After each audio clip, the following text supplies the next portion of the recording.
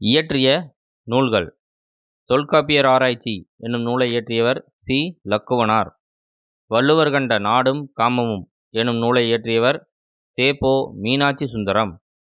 தமிழர் திருமணம் எனும் நூலை இயற்றியவர் தேவநேய பாவாணர்.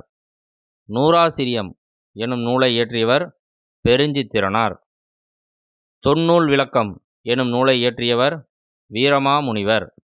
கம்பர் யார் எனும் நூலை இயற்றியவர் டி.கே. சிதம்பரநாதர். வள்ளுவர் வகுத்த அரசியல் எனும் நூலை இயற்றியவர் சி. இலக்குவனார். தமிழும் பிறபண்பாடும் எனும் நூலை இயற்றியவர் தே.பொ. மீனாட்சி சுந்தரம். புதிய ஆத்திச்சூடி எனும் நூலை இயற்றியவர் பாரதியார். திருக்காவலூர் கலம்பகம் எனும் நூலை இயற்றியவர் வீரமாமுனிவர். இந்த பதிவு உங்களுக்கு பயனுள்ளதாக இருந்தால் லைக் பண்ணுங்கள், நண்பர்களுக்கு ஷேர் பண்ணுங்கள். இன்னும் பல பதிவு பார்க்க நம்ம சேனலை சப்ஸ்கிரைப் பண்ணி சப்போர்ட் பண்ணுங்கள். தேங்க்யூ.